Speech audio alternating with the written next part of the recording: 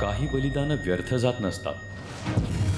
गुरु तेग बहादूर यांचे 350वे शहीदी समागम हिंद दी चादर। म्हणूनच महाराष्ट्र शासन शहीदी समागम आयोजित करीत आहे। हा फक्त कार्यक्रम नाही, इतिहासाचा भाग होण्याचे आमंत्रण आहे। हिंद दी चादर 350वे शहीदी समागम 24 आणि 25 जानेवारी नांदेड। राऊळी मंदिरी या भक्तिमय कार्यक्रमात प्रसारण दर बुधवारी सकाळी 6:30 वाजता आणि संध्याकाळी 5:30 वाजता फक्त आपल्या सह्याद्री वाहिनीवर।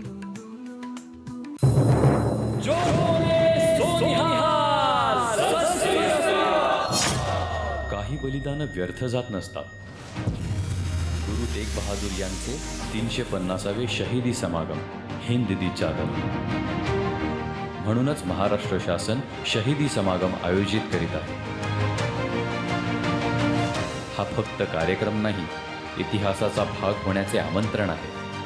हिंद दी चादर 350वे शहीदी समागम 24 आणि 25 जानेवारी नांदेड।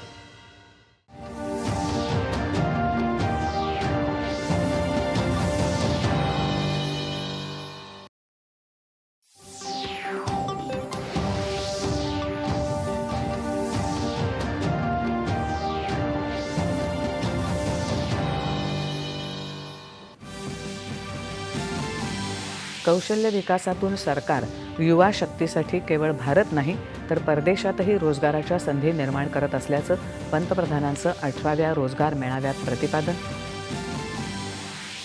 61,000 उमेदवारांना नियुक्तीपत्र प्रदान, सरकारचा एक भाग म्हणून आपापल्या स्तरावर छोट्या छोट्या सुधारणा करण्याचं पंतप्रधानांचं नवनियुक्त कर्मचाऱ्यांना आवाहन।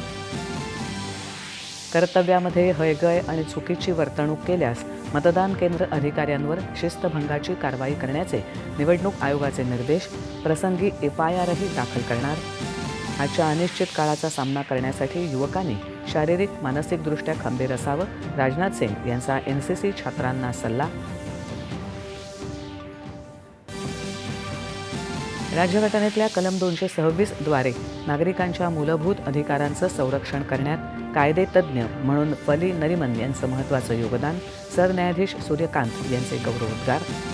सरन्यायाधीश सूर्यकांत यांचा राज्य सरकारतर्फे सत्कार, कोल्हापूरच्या सर्किट बेंचला पूर्ण पीठाचा दर्जा देण्याची उपमुख्यमंत्री एकनाथ शिंदे यांची सरन्यायाधीशांना विनंती। शिखांचे 9वे गुरु श्री गुरु तेग बहादूर यांच्या 350व्या हौतात्म्य वर्षानिमित्त नांदेडमध्ये आजपासून हिंद दी चादर या 2 दिवसीय विशेष समागमाचं आयोजन। बदलापूर बालिका अत्याचार घटनेच्या पार्श्वभूमीवर राज्यातल्या सर्व पूर्व प्राथमिक शाळा शासनाच्या अखत्यारीत आणण्याचं गृहराज्यमंत्री पंकज भोयर यांचं सुतोवाच। अमरावती महानगरपालिकेत भाजपाचा महापौर करण्यात मदत करणाऱ्या सर्व पक्षांशी चर्चा करणार, चंद्रशेखर बावनकुळे यांची माहिती।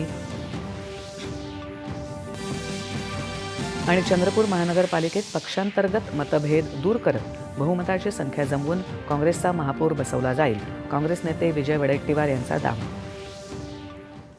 नमस्कार, 7च्या बातमीपत्रात मी